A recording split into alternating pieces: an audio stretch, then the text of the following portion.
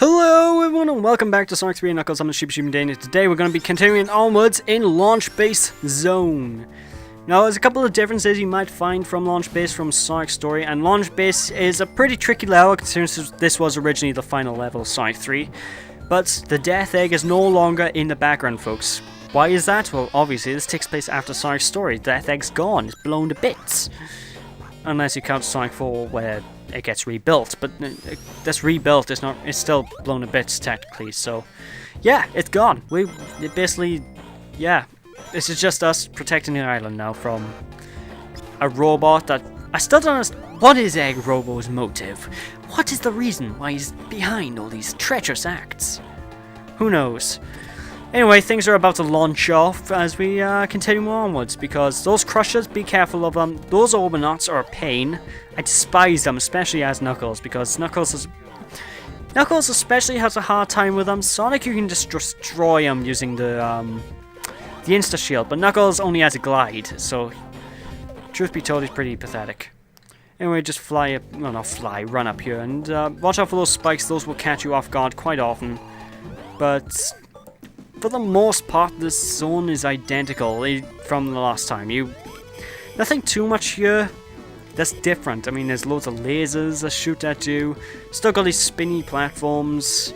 Still got those obnoxious frogs. That's painful. And they always hurt, especially as Knuckles. Those things as Knuckles are. I tend to run into them more often. I don't know why. I think it's probably just because I was playing this badly, I guess. Anyway, let's just keep moving. It's not too much further to go until the first half of the game is complete, and then I'm gonna have a quick break because even though I'm splitting these videos up in parts, I am doing this all in one sitting right now, and perfectly honest, my throat's feeling the trouble of me doing this all in one sitting, because talk like this for an LP for about an hour or so at a time. It's not fun. I mean, seriously. Although at this point in the game, this is usually where commentary starts to get a bit difficult to do, but fortunately I'm not going to have too much issues with that, because like I said, I'm treating this kind of like the first time LP, because the last LP I did to this was about a year ago, remember, so I'm not really having any issues coming up with commentary. So yeah, if you have to do different parts of a single game and there's not much to talk about, there's a tip for you. LP the second half of the game much later. Although I'm dreading doing Sonic Heroes. I don't know how I'm gonna pull that off. In fact, I don't even know if I'm gonna be doing all the storylines of Sonic Heroes, because for those of you who don't know, that Heroes has 4 storylines.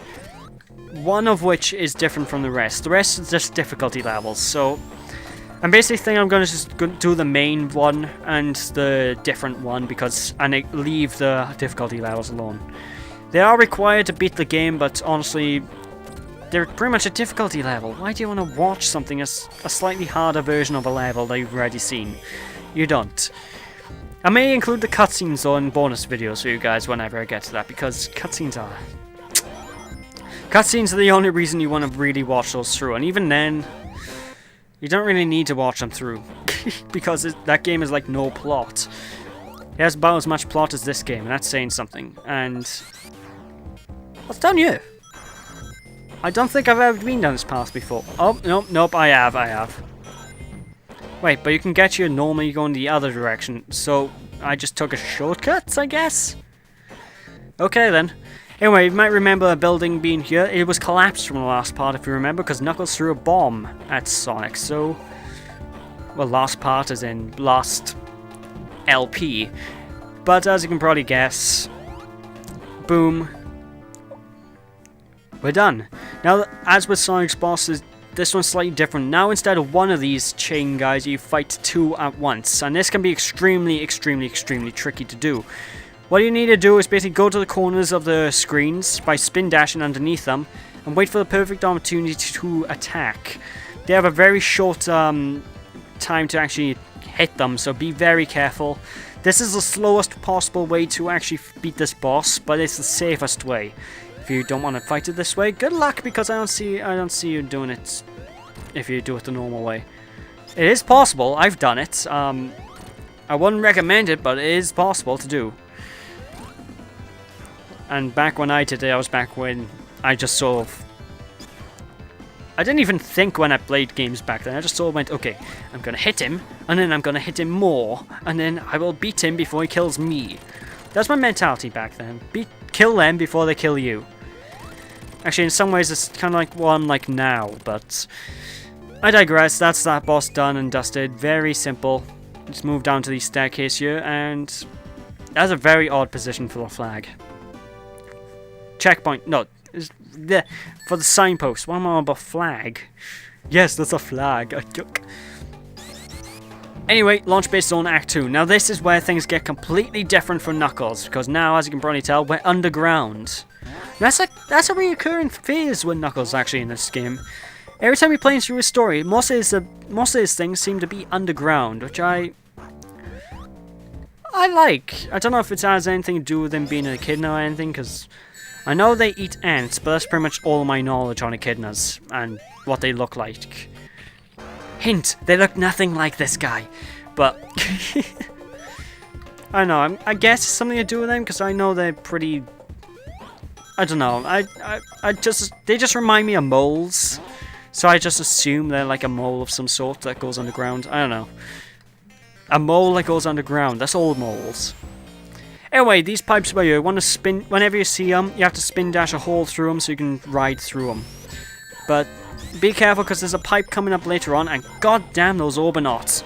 There's a pipe coming up that will increase the entire area with water, so if you run into that, be careful. Now there's a hidden boost pad there. You're going to want to jump over the boost pad actually, because that boost pad will send you flying back and... spikes.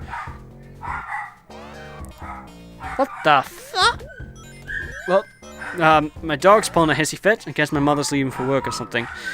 Anyway, I can't commentate with you, dog. But yeah, you want to take this water shield. Do not get hit. You do not want to get hit because this next section that's coming up, you're basically racing the water. And if you get trapped underneath the water, good luck because there's a lot of water. And they don't give you much time to really get out. So... yeah, as I mentioned before about the pipes, here's one you can break. As soon as you break this, water will start flowing, so be ready. Speed up your spin dash and just go. Now, fortunately, you don't have to really worry if you've got the bubble shield. You just really, really, really need to just be careful. Don't go too slowly.